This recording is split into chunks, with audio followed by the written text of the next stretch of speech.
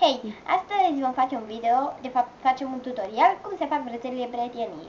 O să fac una cu linii drepte. Da, deci am pus aici scotch și am luat enciclopedie Disney. Așa, am legat aici. Am făcut în 4 culori, mauve, portocaliu, un portocaliu ceva gen neon, alb și portocaliu iar, dar e mai deschis.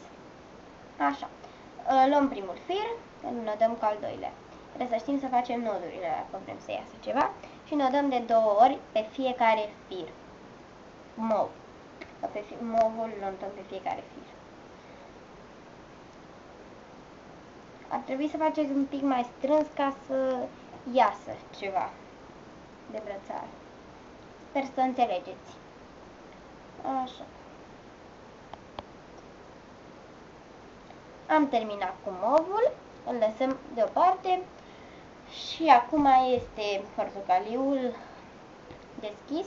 închis, pardon, și tot așa de 2 ori pe fiecare fir.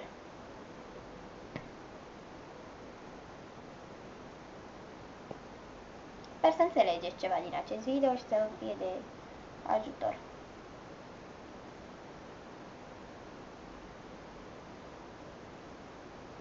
Am terminat și cu portocaliul acesta, acum vom lua albul. Ar trebui să vă iasă, da, dacă înțelegeți.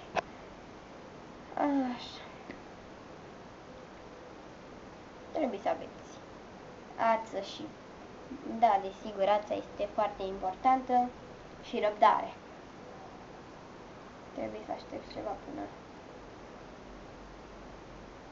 Am terminat și cu albul și acum portocaliul, cel deschis, care este ultima culoare și eu vom da tot așa de 2 ori pe fiecare fir.